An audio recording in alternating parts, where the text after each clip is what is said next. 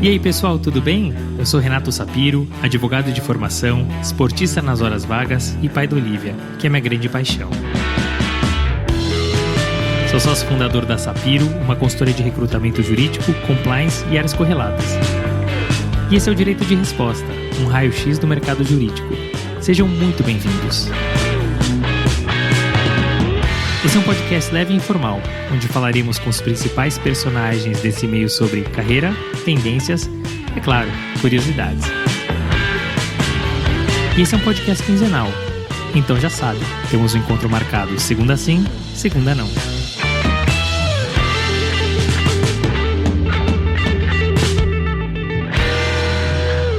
Adriana é uma profissional rara, que conseguiu atrelar a sua carreira de sucesso a uma formação acadêmica forte e ao magistério, de que não abre mão. Adriana teve que fazer escolhas ao longo de sua carreira, que poderiam mudar o seu rumo pessoal e profissional, e o fez sem olhar para trás.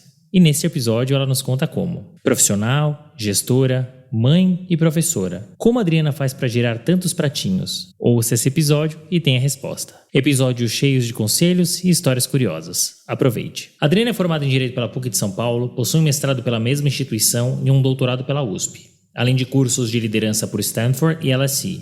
Foi ainda pesquisadora e aluno ouvinte pela King's College. Iniciou sua trajetória profissional no Serasa, teve o seu escritório, passou por Votorantim em Cimentos e PepsiCo até chegar ao Mercado Livre, onde é diretora jurídica responsável pelos negócios de logística e marketplace. Mas melhor do que ouvir de mim, vamos ouvir dela. Adriana, muito obrigado por ter aceitado participar do podcast Direito de Resposta. Fiquei muito feliz que você aceitou o convite. Você tem uma trajetória que é muito bacana, que tem muita história legal para a gente trazer para os nossos ouvintes. E, em um mês muito especial, recentemente recebemos a Lisa Workman, sócia do Matos Filho. E agora recebemos você nesse mês super especial em homenagem às mulheres. Então, muito obrigado por ter aceitado, por estar aqui conosco. Renato, eu que agradeço. O prazer é meu e fico feliz de ser uma das pessoas a falar nesse mês. O mês de março é um mês que a gente celebra, né, o mês das mulheres. A gente fala hoje em dia, né, todos os dias são nossos dias, mas eu acho sempre importante a gente lembrar do dia, do mês, e também refletir muito a respeito aí dos nossos direitos, das condições das mulheres e de questões relacionadas, principalmente no meu caso, eu vejo muitas questões relacionadas à liderança feminina. Então, para mim é um prazer enorme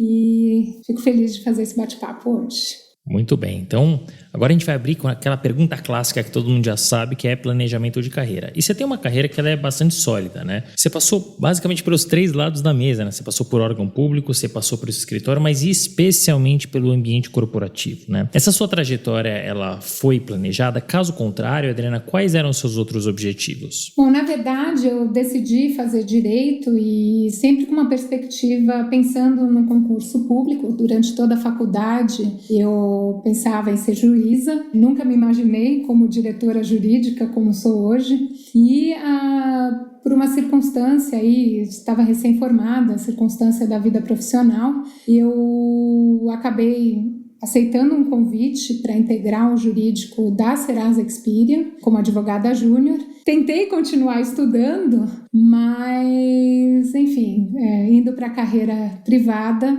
eu acabei seguindo aí dentro da carreira privada. Tive algumas experiências no poder público, então fiz estágio na Procuradoria de Assistência Judiciária, também tive um período de estágio na Secretaria de Direito Econômico, fui assistente no Conselho de Recursos do Sistema Financeiro Nacional, mas eu acabei, por uma circunstância não planejada, migrando aí para a carreira privada. Muito bacana. Então você entra aqui nas estatísticas dos 99% dos nossos convidados que não planejaram a carreira. Mas me chama a atenção, porque me parece, me corrija se eu estiver errado, que você decidiu pelo direito porque você tinha esse intuito, esse objetivo, esse anseio de ser juíza. E o caminho natural é estudar para concurso, que de fato demanda bastante, né? Toma muito tempo e você tem que focar naquilo. Veio um convite para você mudar de rota, né? Seguir para o caminho corporativo e ainda assim, pelo que eu entendi, você não tinha aberto mão da carreira como magistrada. Mas naquele momento, na sua cabeça, era possível conciliar as duas carreiras ou você de alguma maneira tinha alguma curiosidade e queria tentar conhecer um pouco desse ambiente corporativo? Olha, foi curioso o que aconteceu comigo, né? Quando eu recebi esse convite, na verdade foi uma pessoa com quem eu trabalhei durante o estágio. Ele era diretor jurídico da Serasa na ocasião, me ligou, eu estava estudando para concurso, eu até num primeiro momento, eu até comentei, olha, eu estou estudando para concurso, não é o que eu quero. Ele, não, vem a ver o que eu tenho para te oferecer, enfim. E quando eu me lembro, assim, até hoje, né, que quando eu entrei no escritório, enfim, na área jurídica da empresa, eu gostei daquilo, sabe? Então eu pensei, por que não, né? E aí pensei também em algumas questões, por exemplo, eu vou ficar estudando para concurso, não sei, de repente eu vou ter que ficar 5 anos estudando, e se não der certo, eu não vou ter nunca trabalhado. Então, de repente, eu posso tentar conciliar os dois. Eu vou dizer que, assim, por 1 ano eu, de fato, continuei fazendo o cursinho, estudando junto aí com a empresa, mas a partir do momento que você entra na área corporativa e toma gosto por isso, o outro sonho acabou sendo deixado um pouco de lado. E eu acho que isso faz parte, né? Porque eu vejo que as pessoas que decidem seguir para concurso público, basicamente elas fazem isso por 2 motivos. Um deles é o financeiro e a estabilidade financeira que normalmente o concurso traz, e o outro é um anseio pessoal mesmo, né? O sonho de ser um magistrado, o sonho de ser um procurador, um promotor. E é engraçado, eu não vou entrar muito no mérito hoje, porque tem muita coisa legal pra gente falar, mas você vê um caminho de volta em comum nos anos passados, né? De gente voltando, que passou em concurso, trabalhou durante muitos anos e agora volta para iniciativa privada, para empresas e para escritórios, coisa que você acabou se antecipando e fazendo lá atrás. Uma coisa que chama atenção é que você tem uma formação acadêmica que é super forte. Você tem mestrado, você tem doutorado e você também é professora, né? Você leciona há alguns anos. Dito tudo isso, quão importante foi e é a formação acadêmica e o magistério na sua trajetória? E, ao mesmo tempo,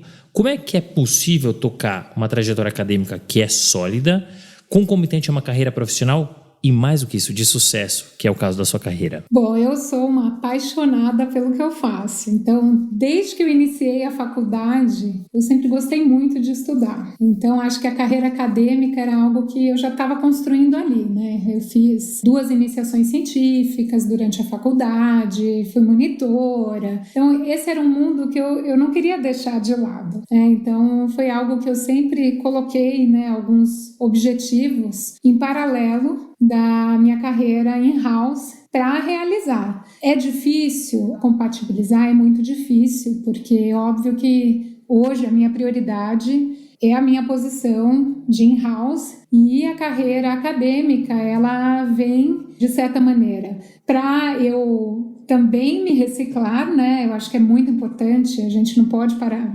advogado não pode parar de estudar nunca, e uma carreira acadêmica te traz um oceano de ideias, né, que às vezes a gente não consegue enxergar naquele dia a dia da empresa. E tem também o lado do magistério, que eu também sou bem apaixonada, que eu sempre digo que o meu grande papel enquanto diretora jurídica é também formar pessoas, desenvolver pessoas. E ter uma carreira acadêmica me auxilia também neste papel. Então, eu acho que as duas coisas convergem para o mesmo objetivo. Eu tenho que formar sucessores, eu tenho que desenvolver as pessoas que estão na minha equipe e a carreira acadêmica me ajuda nisso. Não é fácil conciliar, é óbvio que eu, inclusive, quando vou em mesas de debates com acadêmicos, eu com certeza não tenho a mesma produção de que um professor de universidade, concursado, acadêmico, não vou ter essa produção científica. Mas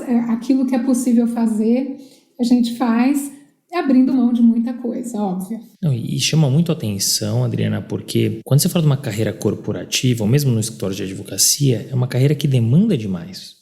Principalmente numa posição como a sua. E ainda assim você não abriu mão nem da parte acadêmica, né, que você falou dos estudos, do aprendizado, nem do magistério, que é formar pessoas, mas tem uma outra coisa, porque o magistério não deixa de ser uma via de mão dupla. Você ensina, você forma, mas você também se recicla. Os alunos trazem informações novas, trazem um conteúdo novo, te provocam, né, te fazem sair ali da cadeira. Então isso é muito interessante também, por isso É muito legal que você traga isso, porque às vezes as pessoas têm a impressão de que tem que seguir um caminho ou outro. Não, vou para a empresa, vou para o escritório, não, então não tenho como estudar, tenho que focar na minha carreira. Pelo contrário, né? É viável, é possível, mais do que isso, é importante. Você tinha, Adriana, comentado um pouquinho sobre a tua ideia de ser juíza.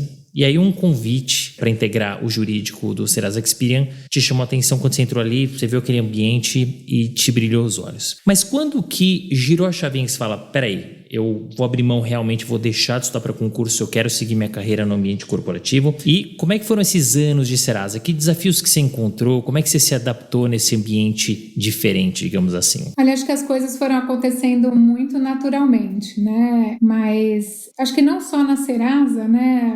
Acho que olhando toda a minha carreira de mais de 20 anos, o advogado corporativo, ele vive coisas muito diferentes que um juiz, uma pessoa numa carreira pública, pode imaginar viver na profissão de advogado. E mesmo pensando em escritório de advocacia, né? Então, quando eu olho assim para minha carreira, eu vejo que eu já passei por operações internacionais, né, cross-border, eu já passei por operações de mercado de capitais, eu já fui uma advogada essencialmente contratualista, eu já fiz contencioso. Então, eu acho que eu, como sou uma apaixonada pelo direito, o fato de eu poder ter contato com uma gama gigantesca de matérias, né? Então o advogado in-house, ele nada mais é que um generalista. Tudo bem, tem as situações dos especialistas, mas essencialmente ele é um advogado generalista. E isso é algo que, para mim, realmente trouxe aí o brilho e poder participar de coisas grandiosas, né? E, Adriana, muito interessante você trazer essa visão, porque, de fato, dentro do direito, você tem várias possibilidades, e não mais só o concurso público, ou corporativo, ou escritório de advocacia. Hoje a gente vê profissionais extrapolarem e muito isso, tanto que nós receberemos muito em breve a Patrícia, que é CEO da Philips, né? Então, a carreira jurídica, ela propicia isso. E aí, Adriana, depois de 7, quase 8 anos lá na Serasa, você acabou saindo, né? Você decidiu acompanhar o seu marido, que havia recebido um convite de um escritório para atuar na cidade de Londres. Como é que foi para você, à época, tomar essa decisão que poderia significar uma pausa na sua carreira? E como é que foi essa vivência, não só do lado pessoal, mas profissional também ao longo desses mais de 2 anos em Londres? Que aprendizados que você trouxe desse período que você trouxe ao retornar para o Brasil, tanto para a sua trajetória pessoal quanto para a profissional? Bom, foi até engraçado que quando eu decidi ir com ele, algumas pessoas até chegaram a comentar comigo, mas nossa, como assim? Você vai abandonar tudo o que você construiu, tudo que você tem? Eu estava, inclusive, aí concluindo o meu mestrado na PUC de São Paulo, e é engraçado, né, as pessoas falando abandonar, né, e eu olhava aquilo como uma grande oportunidade, né, eu tenho mais de 20 anos de formada, então era uma época que não eram muitas as pessoas que iam estudar fora do Brasil, então aquilo para mim era uma grande oportunidade, acompanhar e tentar eventualmente pensar em estudar, enfim, nem falava muito bem inglês, então, vou aprender inglês. Eu só via ganhos, né? Morar em outro país, uma cidade, né, tão cosmopolita quanto Londres. E realmente, assim, eu fui enxergando um oceano à minha frente. Cheguei em Londres, não falava inglês direito, meu marido trabalhando, né, estudando. E eu, assim, fui fazer um curso de inglês, né? Eu estava ainda escrevendo a minha dissertação de mestrado, mas é curioso, né? Quando a gente quer algo, né? E vai atrás, batalha, eu comecei a procurar as universidades e olhar alguns programas de pesquisa. Lógico que eu tinha que concluir o meu mestrado aqui no Brasil, voltei para defender, concluir e acabei sendo aceita na King's College.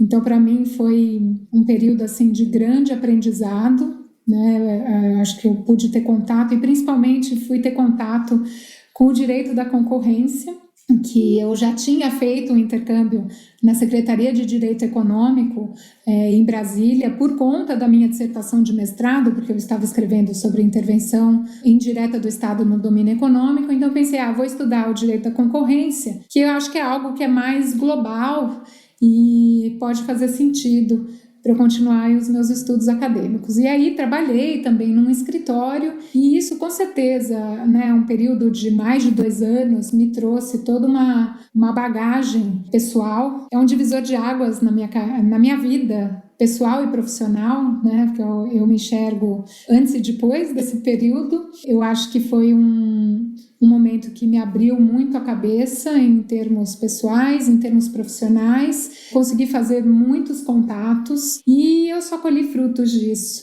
voltando para o Brasil, inclusive para o meu passo seguinte aí de carreira. Que bacana, olha só como a gente enxerga as coisas, né?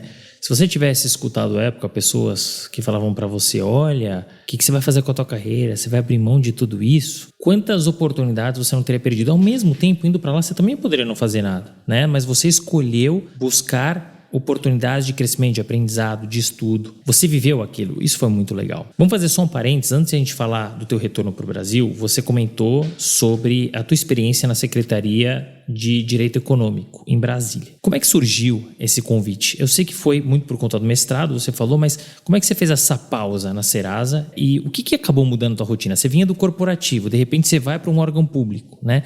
Como é que foi essa vivência? Olha, eu sou uma pessoa que eu aproveito todas as oportunidades que aparecem à minha frente.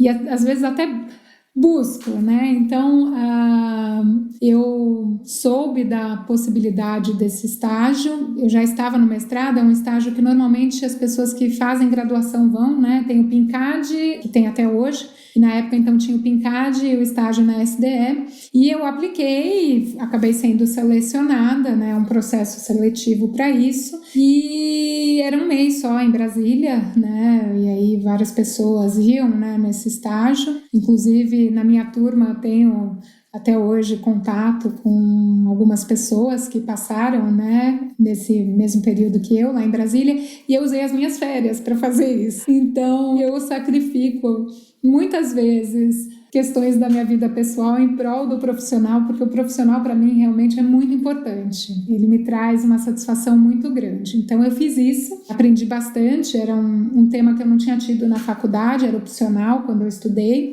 então eu pude aprender e aí a vida me direcionou aí de alguma forma para aprender um pouco mais de defesa da concorrência. Não à toa, depois vai contar, você recebeu prêmios e prêmios globais na área, então muito bacana. Olha só como são as coisas. E olha, Adriana, eu já vi muita gente que gosta da sua carreira, muita gente que gosta de... Aliás, muita gente não, algumas pessoas que gostam de direito, brincadeira, mas você tem paixão, dá pra ver que você ama o que você faz. E quando você ama o que você faz bem, né? Então, não à toa você está hoje numa diretoria jurídica de uma empresa do porte do Mercado Livre. Quando você voltou para o Brasil, aliás, um pouco antes de você voltar para o Brasil, surgiu o convite para você trabalhar na Votorantim Cimentos, onde você ficou por quase 10 anos, né? Como é que surgiu esse convite? E, Adriana, como é que foi a readaptação após alguns anos fora do país e até, entre aspas, fora do mercado, né? Porque você focou na tua trajetória acadêmica. Olha, eu não me considero fora do mercado porque eu acabei trabalhando no período que eu fiquei lá, né? Então, eu atendia investidores estrangeiros que queriam investir no Brasil. Óbvio que eu nunca fiz direito em inglês,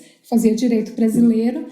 Na verdade, eu tinha trabalhado, o então General Counsel da Votorantim Cimentos, ele era advogado do Banespa, quando eu estagiei no Banespa, e eu tinha um contato, e ele me procurou, quando eu já estava pensando em voltar para o Brasil, para que eu indicasse bons currículos para uma vaga que ele tinha. E aí eu, assim, na hora eu olhei e falei, poxa, de repente pensei, né, de repente pode ser interessante para mim, mas era uma posição muito equivalente à posição de quando eu tinha saído do Brasil. Mas, ao mesmo tempo, eu pensei que eu estaria mudando de segmento e que poderia, né, dar esse passo para trás, de certa forma, poderia ser bom em termos de aprendizado, em termos de carreira, para ter uma carreira mais sólida mesmo. E aí fiz as entrevistas, voltei para o Brasil já recebendo a proposta.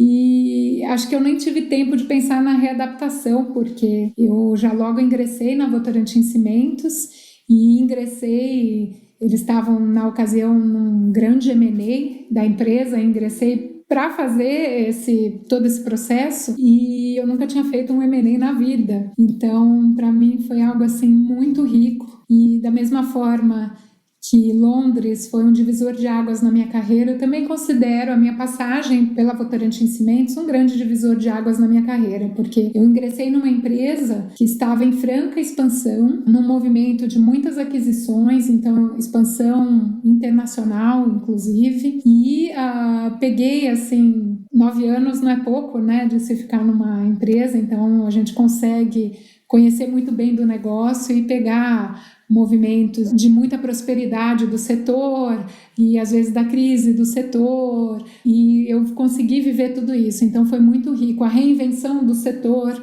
um dos meus últimos projetos na empresa que eu trabalhei foi a Joint Venture, a Juntos Somos Mais.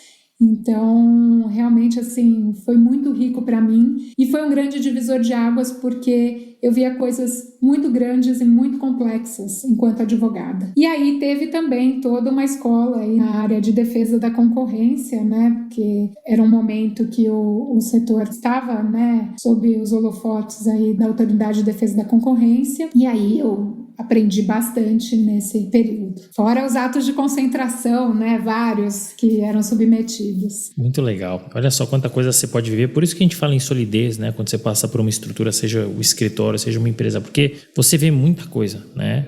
Você vê momentos de dificuldade, onde você aprende muito, você vê os momentos de crescimento, você vive muita coisa legal. Então, super bacana você contextualizar pra gente. E, Adriana, o que é muito legal e que me chamou muito a atenção é que você aceitou dar um passo atrás para uma mesma posição que você estava antes de ir para Londres em nome de uma oportunidade. E, em decorrência de um trabalho muito bacana que você fez, você foi sendo promovida de advogada sênior até você assumir a gerência geral jurídica com atuação para a América Latina e com um time de 26 pessoas. O que você acha que contou para essa sequência de promoções? E se você puder, por favor, traga algumas dicas e conselhos para os nossos ouvintes. Para fechar, o que muda quando você tem um cargo de especialista, né, que significa ser em gestão, para um cargo de gestora? E como é que você se preparou para essa importante função? Excelentes perguntas. Bom, eu acho que a sequência de promoções, ela congrega uma série de fatores, né? Óbvio que para a gente ser promovido, a gente tem que almejar a promoção, trabalhar por isso, né? Se dedicar. Às vezes não vai acontecer no tempo que a gente espera, às vezes demora um pouco mais, mas óbvio que, no meu caso, por eu estar numa empresa num momento de expansão, isso com certeza contribuiu bastante, porque às vezes você tem uma estrutura engessada e isso não possibilita tantas promoções. Acho que sim, a participação em grandes projetos de grande relevância dentro da organização também pode ter feito diferença, mas é aquela história, né? Eu também buscava participar desses projetos. Eu gosto, eu vibro, eu não tenho problema de ficar até mais tarde para estar tocando um projeto grande. Para mim, isso me move. Eu gosto. Então, também o entendimento do negócio é extremamente importante. Não dá para você subir na carreira jurídica in-house se você não conhece o negócio da sua empresa, né? Até porque hoje o jurídico pensa junto com o negócio, né? Então o jurídico constrói junto com o negócio. Então isso é importante também. Networking é importante em toda corporação. Acho que ser generalista, para quem almeja ser um diretor jurídico, um head de jurídico, é importante, mas também isso vai depender da empresa, do momento da empresa. Então, eu já vi acontecer de empresas contratando um head de jurídico que tem especialidade em contencioso. Por quê? Porque o problema da empresa é o contencioso, né? Então eles querem alguém super especialista em contencioso, mas o ser generalista é algo que usualmente é um fator aí que auxilia nas promoções dentro da corporação. Aprender com erros e com os acertos, ter um time para apoiar, colegas que te apoiem. Eu conheci muita gente legal, muita gente que me apoiou no meio do caminho, muita gente que me abriu as portas. Então, acho que tudo isso me ajudou aí a construir essa carreira. Óbvio que às vezes a gente pode acelerar, né, os passos, às vezes mudando de empresa, mas eu sempre tive para mim a ideia de me manter numa grande corporação, que tivessem valores muito semelhantes àqueles que eu tenho para mim, que tivesse um bom clima. Então eu nunca fui muito de querer acelerar as coisas, sabe? Eu sempre quis fazer um tijolinho por tijolinho. E aí mudar, né, de uma carreira de mais execução para uma carreira de gestão, e isso é algo que hoje na minha posição eu tenho que trabalhar muito com o time, é sempre muito doloroso para o advogado. Óbvio que para uns mais, para outros menos. Porque o advogado gosta mesmo de executar. Eu gosto de executar. Eu gosto de fazer algo que eu sinto assim que eu estou intelectualmente desenvolvendo algo no direito, sabe? Então, eu gosto de executar. E eu sei que essa é a grande dor do crescimento do advogado. Então, é uma mudança de chave difícil, dolorosa, mas eu, no meu caso, eu tive que aprender na prática. Eu observei muito as pessoas que estavam acima de mim. Lógico, fiz cursos para isso, li bastante.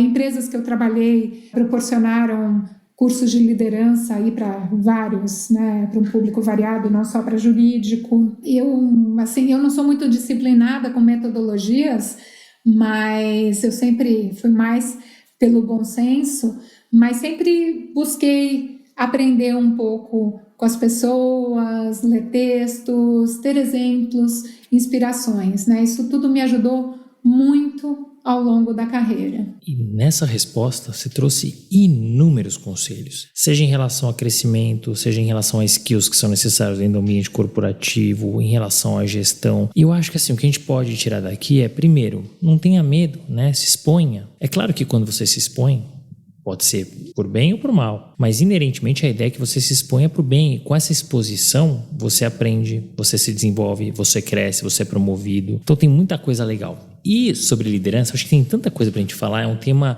que é tão pouco falado no mercado jurídico, mas se tem uma coisa que eu aprendi aqui nos podcasts e ouvindo as pessoas que eu entrevisto, as reuniões que eu faço, é que você tem vários modelos de liderança. E eu acho que tem dois grandes modelos que são absolutamente antagônicos, e um funciona e não funciona. Não funciona liderança por medo. E o que mais funciona é liderança como exemplo. Você é um líder, por exemplo, você dá o exemplo. E você citou bastante a questão do exemplo, você falou da inspiração, e isso é muito legal. Porque realmente, assim, na faculdade de Direito a gente não aprende nada de gestão, não aprende nada de economia, não aprende nada de administração. Por isso foi muito legal ouvir você, que você foi aprendendo na marra, você foi buscar alguns cursos, você leu algumas coisas e você formou a sua gestão, a sua liderança. Então, muito bacana e obrigado por dividir conosco. Você fala com paixão da Votorantim, que é um mercado de um nicho muito específico, e que você teve a oportunidade de respirar durante quase 10 anos. Em 2019, você migrou para a PepsiCo, que é uma das maiores empresas de bens de consumo e que gera muita curiosidade e que é uma mudança, imagino que drástica, Sair do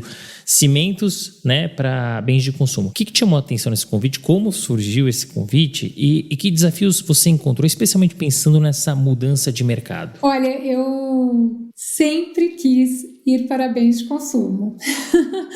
Era um sonho que eu tinha. E aí surgiu a vaga da PepsiCo, eu me candidatei e para mim assim era uma empresa de sonho, sabe?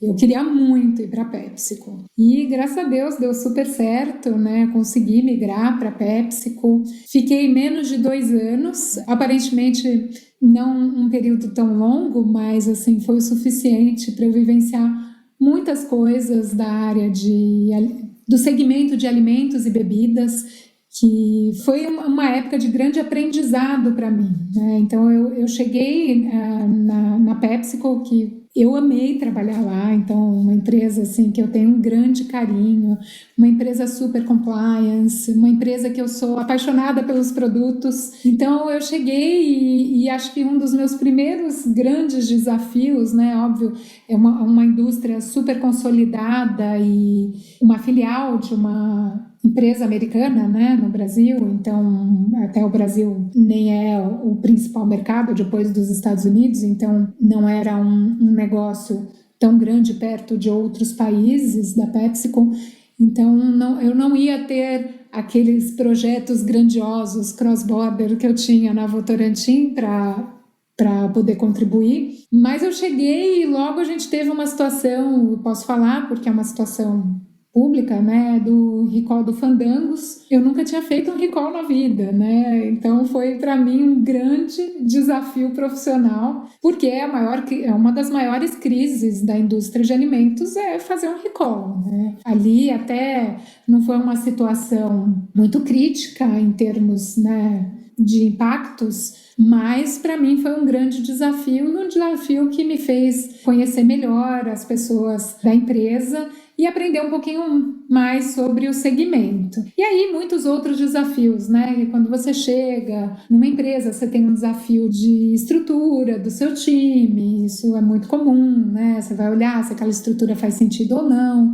E os desafios usuais de um jurídico, mas para mim acho que a parte do legal marketing, que era um tema no direito que eu nunca tinha explorado muito, porque, imagina, eu fiquei no Cimento, antes eu tinha passado pela Serasa, e aquela era uma empresa, né, que essencialmente servia o consumidor final, e a marca, né, PepsiCo, acho que a marca é um dos grandes ativos da companhia. Então, o legal marketing era realmente muito importante. E eu criei um gosto por essa área do direito que é tão pouco explorada na faculdade, né? Então, acho que eu levo para mim, assim, né? Eu gosto de mudar de setores, de segmentos, justamente porque quando a gente vai de um segmento para o outro, é como se você fizesse uma nova faculdade, né? Você aprende coisas novas, a gente está sempre aprendendo. Lógico que o advogado, ele consegue se adaptar e responder a tudo isso, né? Porque no fim do dia o ordenamento jurídico é um só e a base é uma só, né? Aqui no Brasil. Então, a gente consegue navegar pelos segmentos distintos, mas para mim realmente foi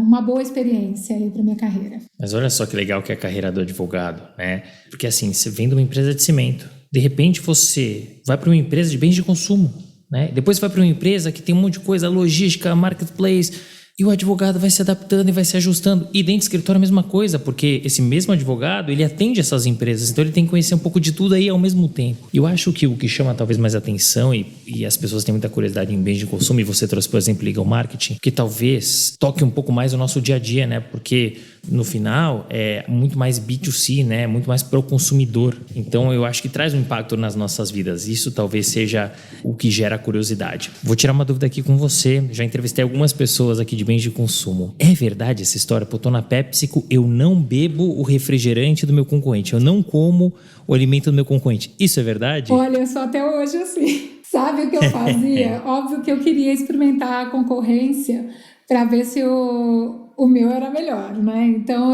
eu só experimentava quando era algo fornecido, assim. Então ia numa associação de classe, que os produtos estavam lá expostos, cada um podia pegar, eu experimentava do concorrente, só para ver a qualidade, mas eu não comprava. E quando você ia na casa dos amigos, assim, num churrasco, que eles te ofereciam, o que você falava? Eu até hoje falo para pôr Pepsi. Fala, não? Foi Pepsi. O salgadinho da Elma Chips, eu sempre falo, até hoje. As pessoas sabem. É, muito bacana. Adriana, em 2021, em meio à pandemia, veio o convite do Mercado Livre para você assumir a diretoria jurídica das áreas de marketplace e de logística, a empresa que você está hoje. Como é que foi assumir uma posição desse porte, que pressupõe grande responsabilidade, uma equipe, em meio à pandemia, né? Que desafios você encontrou ao longo desses 2 anos e quais os próximos desafios que se avizinham? Para fechar, estamos falando de marketplace e de logística dentro de uma mesma empresa. Muda o dia a dia? Muda a rotina? Bom, eu recebi o convite, né, no meio da pandemia, eu estava bem feliz na PepsiCo. Eu confesso que quando eu recebi o contato, eu até nem queria muito conversar, mas me pediram para fazer algumas conversas e quando eu fiz as conversas que o Talent Acquisition me pediu para fazer, eu assim, meus olhos brilharam muito. E eu tive de novo aquela sensação de, nossa, eu vou fazer de novo aquelas coisas grandiosas que eu fazia, eu vou mudar de segmento, né? Eu vou poder olhar vários segmentos ao mesmo tempo, né? Então, é varejo, é Big Tech, é logística, private label, né? Bens de consumo, já descontinuamos, mas quando eu ingressei então também tinha private label. Eu também tenho a área corporativa Brasil comigo, então de alguma forma cross eu olho fintech. Então assim, era muita coisa, né? E uma empresa que estava num momento muito especial, né? O Mercado Livre cresceu muito na pandemia e eu pensei, putz, eu vou sentir de novo tudo aquilo que eu senti quando eu entrei numa empresa que estava em franca expansão, né? Então, quando você está num ambiente desses, está todo mundo feliz, né? O ambiente é feliz. Porque a empresa está crescendo, você está crescendo junto com a empresa. Então, assim, eu tomei essa decisão muito consciente e muito feliz, né? Quando eu ingressei, o primeiro projeto que veio aqui para o nosso time foi a aquisição da Cangu. O Mercado Livre, ele não é uma empresa que tradicionalmente faz aquisições, mas foi a maior aquisição da história do Mercado Livre até então. Então, já chegou chegando. Com um M&A, né? Que tivemos que submeter ao CAD. Então, foi a confirmação de que eu tomei a decisão certa. Um time grande, né? O nosso time hoje, da nossa diretoria, tem umas 20 pessoas, sem contar os terceiros, estagiários e menores aprendizes. E a gente está dividido aí entre logística, marketplace, corporativo, e o dia a dia, de fato, é um dia a dia bem dinâmico, né? Então, é uma empresa que tudo gira muito rápido, né? Tudo é muito dinâmico, as pessoas têm muitas ideias, então são muitos projetos.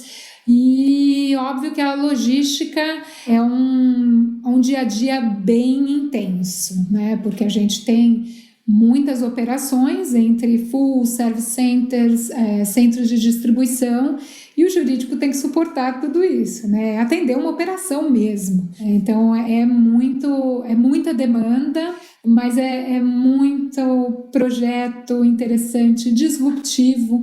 Então é um segmento que tem às vezes complexidades de a regulamentação não ter acompanhado o surgimento, né, do segmento. Então é muito incrível poder trabalhar em algo que é o hoje e o amanhã, né? Então, realmente, e todo mundo trabalha feliz.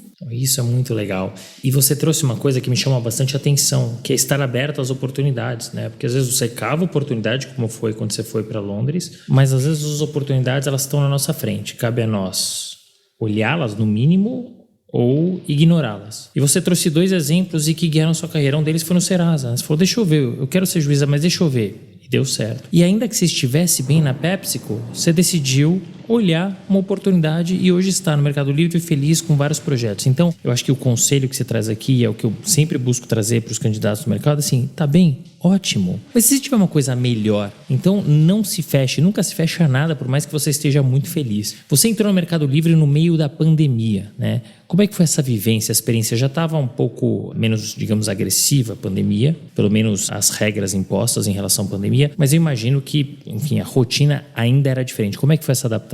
Eu confesso, assim, que não foi fácil, porque fui conhecer minha equipe meses depois, pessoalmente, né? O meu chefe meses depois, e eu acho que eu ainda pago esse preço, né? Porque hoje é muito diferente, né? A empresa, ela continua no esquema híbrido, mas quando antes, o pré-pandemia, né, ele me permitia conhecer todas as pessoas que seriam os meus clientes internos, stakeholders relevantes da empresa, né, de forma pessoal. E hoje acho que isso, enfim, eu ainda sinto o distanciamento, né? Eu preciso cada vez mais impulsionar isto, né?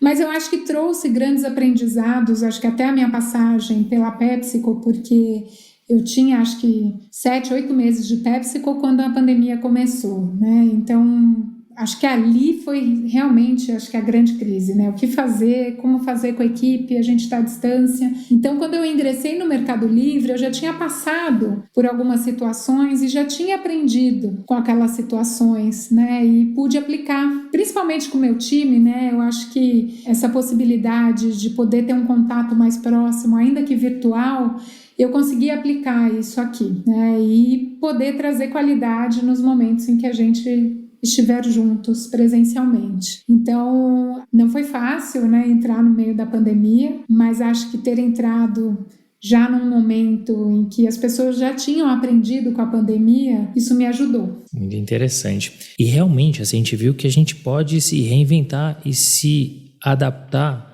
a determinadas situações, né? Imagina ainda mais você como gestora, porque você não simplesmente entrou na empresa. Você geria uma equipe grande, né? Então, não deve ter sido fácil, né? Gerir presencialmente é difícil, imagina gerir à distância, né? Adriana, você passou pela Serasa, que à época era brasileira, pela Votorantim, brasileira, aí pela PepsiCo, americana, e está hoje numa empresa que é argentina. Como é que é atuar com culturas diferentes? Aliás, recapitulando a pergunta, é diferente trabalhar nessas empresas por conta da sua cultura?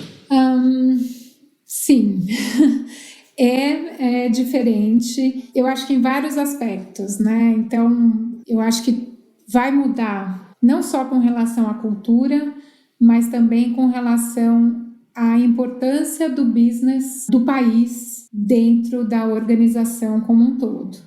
Então, por exemplo, né, trabalhar numa empresa brasileira, eu acho que mais a Votorantim que eu posso mencionar, porque era uma multinacional também, né? Então, falando de multinacional brasileira, o centro decisório era o Brasil, né? Então, com certeza a pressão maior acontecia aqui no Brasil, mas também todas as decisões, as definições. Então, em termos de jurídico, né, eram os outros países que, de uma certa forma, teriam que se alinhar e reportar para o Brasil.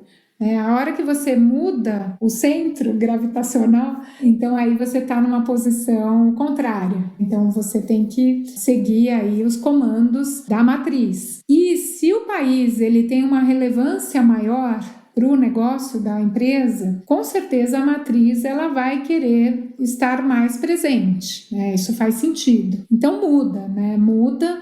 Eu não sei se muda em termos de cultura propriamente dito, mas eu acho que muda por uma série de fatores. E deve ser interessante, né? Porque, mais uma vez, você tem que se reinventar e se adaptar. E isso é muito legal, porque as coisas são diferentes, né? E isso é motivador. Agora que a gente fechou a tua carreira, a gente pode com toda certeza afirmar, né? Já poderíamos antes, que é uma carreira de sucesso. Mas a minha pergunta, especialmente, eu acho que a gente precisa trabalhar um pouco esse tema nesse mês do Dia das Mulheres. Minha pergunta para você é o seguinte: para você chegar onde você chegou, você teve que superar mais obstáculos que o usual? E como você faz para conciliar a maternidade, uma carreira tão demandante? Porque você tem a parte acadêmica, você tem a parte profissional, aí tem a maternidade. Como é que você faz para girar tantos pratinhos? Bom, uma vez eu ouvi de uma colega que disse que chegou aonde chegou porque ela trabalhou e estudou muito mais do que os homens que estavam acima dela. Olha, eu não sei se isso se sustenta, mas o fato é que eu, de fato, pude perceber isso na minha vida profissional. Então, assim, eu sempre trabalhei muito, eu sempre estudei muito. Não é à toa que hoje eu estou diretora jurídica. Eu trabalhei muito por isso. Muito por isso. E peguei um momento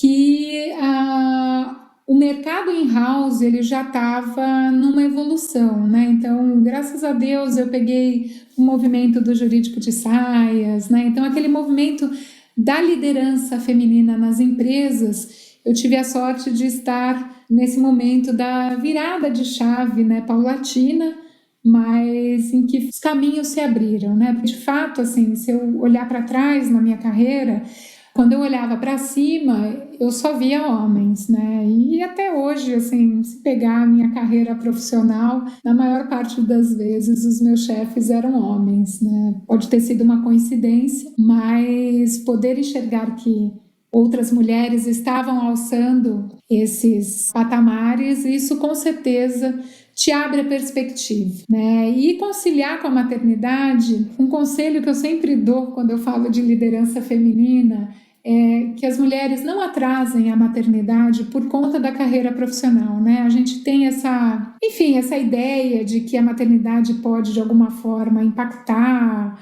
o nosso crescimento profissional. Eu acho que quanto mais tarde ficar, mais impacto pode ser que tenha, né? Porque às vezes você está naquele momento da virada de chave que se não conseguir fazer, talvez não consiga fazer mais, né? Então, isso não pode ser algo a definir o momento da maternidade. E para mim, conciliar, eu acho que é difícil, né? Não é fácil conciliar a vida da Adriana esposa, Adriana mãe, Adriana família, Adriana amiga, com a Adriana profissional. E aí são escolhas que a gente faz. Para mim, a carreira é muito importante. Então, eu escolhi, lógico, né? Às vezes a gente não tem outra opção, mas para mim é muito importante. Eu gosto do que eu faço, eu quero cada vez mais desafios e até hoje, assim, a maternidade não foi algo que impactou nesse meu crescimento, porque de uma certa maneira eu não tenho os arrependimentos que às vezes outras mães pode ser que tenham. Então eu abri mão de algumas coisas, eu abri mão de finais de semana com a minha filha,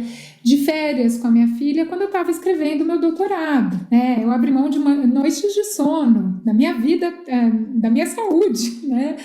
Para escrever uma tese de doutorado. Tudo tem um preço, né? Eu não vi o primeiro passo da minha filha, eu não vi a primeira engatinhada da minha filha. Quem viu foi a babá que me mandou um vídeo, mas aquilo para mim, é óbvio, né? A gente fica de certa forma chateado, mas a minha carreira também é muito importante. Então, foi uma opção que eu fiz e que eu sabia que tinha um preço. Então, a gente tenta equilibrar, né? Óbvio que nos finais de semana eu vou estar com a minha filha, né? Às vezes eu tenho uma coisa para fazer, profissional, acabo sacrificando, mas na maior parte das vezes eu vou estar 100% com ela. Feriados eu vou estar com ela, né? Com meu marido, com a minha família, férias. Então, ter os momentos, né, com qualidade. É muito legal você trazer isso e obrigado por dividir esse depoimento conosco, porque possivelmente tem outras pessoas nessa mesma situação e que colocam nelas uma pressão muito grande, né? E de fato são escolhas, né? Você sabe que eu fiz essa pergunta para Adriana Palles no final da segunda temporada, que é sócia do Machado Meyer, e ela falou: Renato, não existe conciliar, são escolhas. E são momentos também. Possivelmente hoje, num teu momento de carreira, com tanta coisa que você já construiu, você consegue pender a balança para um outro lado. E, de novo, não tem certo ou errado. A gente não pode se culpar e nem culpar os outros pelas suas escolhas. Ah, não, como carreira em detrimento da família? E nem o contrário, né? Eu sempre falo isso. Se a mãe resolver não seguir com a sua carreira profissional porque quer ficar com os filhos, tudo bem também, cada um faz a escolha que te faz mais feliz, se você tem a opção de escolher. Então, e respeito, né? Eu acho que é isso, é feito de escolhas. Não, mas muito obrigado por dividir conosco, é muito importante para todas as nossas ouvintes escolhas. Adriana, você tem uma carreira de muito sucesso, a gente vem conversando aqui, muito estável, muito sólida. Você se arrepende de algo que você fez e até onde você quer chegar? Olha, arrependimento eu acho uma palavra forte. Eu não gosto de me arrepender das coisas, então eu tento tomar sempre as decisões de forma muito consciente e não olhar para trás. Talvez, né, pensar aqui na minha carreira profissional, talvez se eu tivesse sido, no início, tivesse colocado um objetivo, né, quero ser diretora jurídica, né, um pouco antes desse momento acontecer para mim, talvez eu tivesse avançado mais rápido, mas eu não gosto de pensar na palavra arrependimento, sabe? Eu acho que a gente tem que aprender com as situações e se a gente toma uma decisão de forma consciente, a gente tem que seguir com ela. Uma vez um colega me perguntou, que óbvio, né, eu já tive situações na minha carreira em que eu recebi propostas para ir para outras empresas e teve uma situação em específico que eu quase fui, mas resolvi ficar na empresa em que eu estava. E aí um colega chegou para mim e perguntou, mas você se arrepende dessa decisão que você tomou? E aí eu falei, olha, eu prefiro não pensar nisso, porque eu tomei a decisão, então a decisão está tomada. Então agora eu tenho que caminhar com aquilo que eu tenho e ser feliz com aquilo que eu tenho. E eu acho que é assim, né? Acho que a gente tem que tomar as nossas decisões de forma consciente e seguir com elas. E no final do dia, Adriana, a gente chega onde a gente chega pelas coisas que a gente fez, né? Sejam elas como a gente imaginou ou não, né? Então não adianta também a gente ficar se arrependendo ou remoendo, né? É só ruim pra gente. Exato. Agora, olhando para o futuro, onde é que você quer chegar? Olha, eu acho que ainda tenho oportunidades dentro da carreira jurídica, né? Mas eu quero sempre poder aí ensinar as pessoas, contribuir, crescer, né? Estar aprendendo. Então, eu me vejo ainda na carreira corporativa por um tempo, mas amanhã, depois, talvez focar aí numa carreira mais acadêmica, né? Mais bem lá para frente, mas eu ainda acho que eu tenho uma avenida aí para percorrer na minha carreira profissional e eu não consigo ver limite, sabe? Eu quero crescer. Muito bem, é isso. E tem uma longa pista aí, não é nem uma avenida, é uma estrada pela frente, né? Adriana, tem um tema que vem ganhando força, não é de agora, né? Que é o ESG. Como é que você enxerga esse tema? Como você entende que isso vai impactar a gente, tanto no campo de vista pessoal quanto profissional? E também, qual é o grau de importância ou como os departamentos jurídicos eles entram no tema ESG? Bom, quem me conhece sabe que eu adoro falar sobre este tema, né? E que não, eu sempre falo, não é um tema novo, tá? A gente só cunhou aí a sigla, mas é um tema já, né? Falar em sustentabilidade, em social, em governança, isso já tinha que estar no dia a dia das empresas, das pessoas há muito tempo, né? Isso, óbvio que a partir do momento que a gente cunha uma sigla, tem índices, etc., isso impacta, né, o dia a dia das empresas, o dia a dia das pessoas, porque as empresas têm que mostrar que estão fazendo algo, porque o ESG ele vai além de cumprir as leis, né? Então ele é aquilo que é o intangível da empresa, aquilo que não está contabilizado, mas é aquilo que faz que, de uma certa forma, a sociedade enxerga como fazendo um bem a ela própria, e os consumidores buscam marcas que tenham essa pegada de sustentabilidade, de social, de governança. Então, isso veio para ficar, né? Na minha opinião, talvez não com a sigla ESG, talvez ela caia em desuso em algum momento, mas não existe mais, não se tem mais lugar para empresas que não sejam sustentáveis, que não tenham um foco para o social, para a diversidade. Os consumidores, eles pedem isso. E aí o departamento jurídico, ele entra como um grande protagonista nessa frente, né? E um grande aliado dentro da companhia, né? O ESG, ele é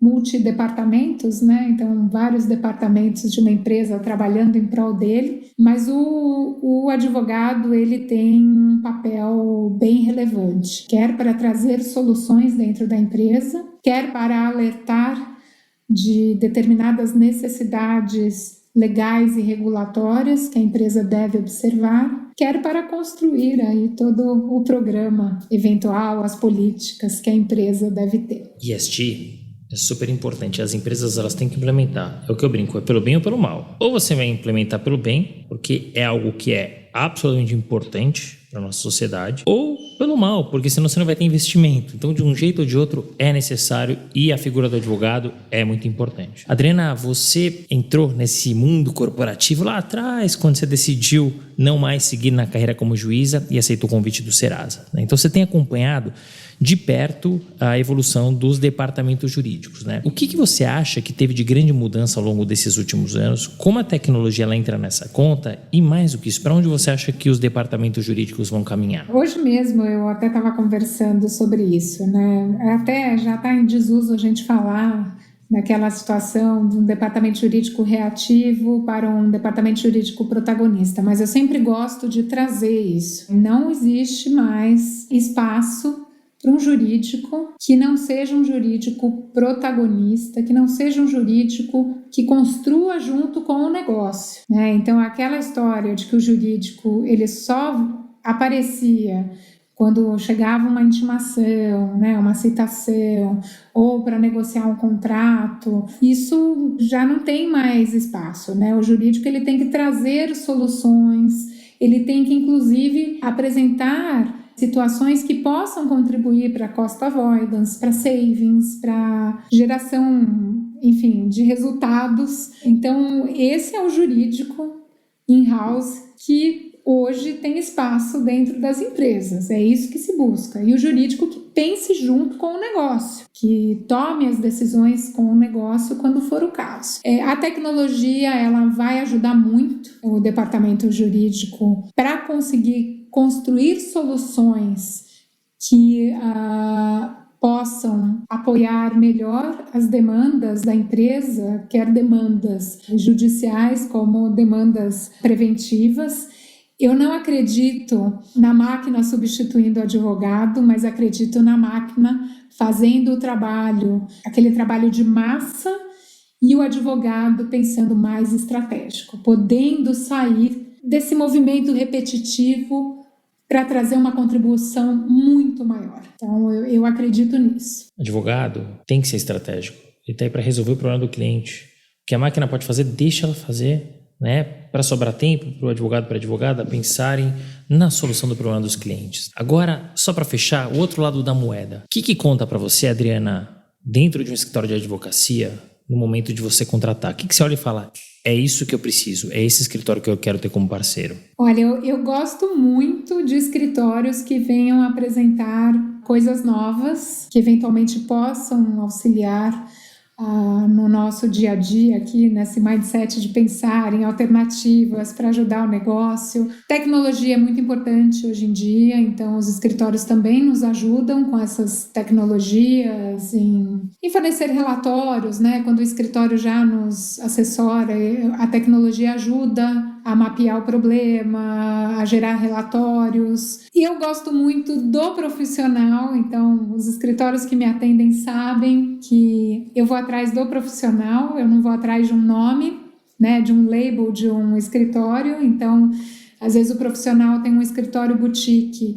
Se eu já trabalhei com esse profissional e eu sei que ele traz o resultado que eu preciso, eu vou atrás do profissional e às vezes acompanho o profissional que migra de um escritório para o outro, né? Então acabo virando cliente do escritório, mas não por conta do escritório, por conta do profissional com quem eu trabalhei numa ocasião. Disponibilidade do sócio é também muito importante, né? Porque às vezes a gente quer discutir algo mais estratégico. Então, assim, algumas das coisas que eu acho importante, né? O custo-benefício também muito importante. É isso, uma conjuntura de fatores. Você trouxe coisas importantes, por exemplo, como o atendimento personalíssimo, né? A disponibilidade, então a tecnologia, né? Mais uma vez é colaborativa, não é nossa inimiga. Ao longo desse episódio, Adriana, você trouxe inúmeros conselhos super valiosos. Para fechar, você gostaria de trazer mais um ou alguns conselhos para os nossos ouvintes? Principalmente para quem está iniciando a carreira, para que sonhe e sonhe grande. E aproveite todas as oportunidades que aparecem no seu caminho. Então, estabeleça os seus objetivos, foque neles, trabalhe nesses objetivos. E quando eles forem atingidos, você vai perceber que o seu sonho pode ser ainda maior, que ainda existe uma possibilidade maior para ele. É isso. E sonhar grande dá muito trabalho que sonhar pequeno.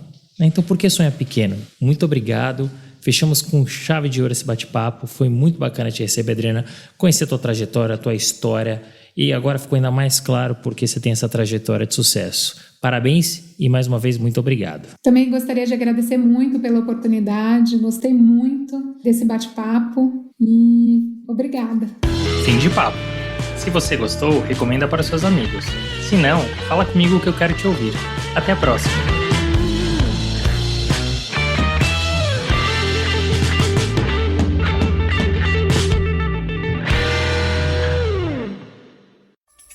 Uma produção, voz e conteúdo.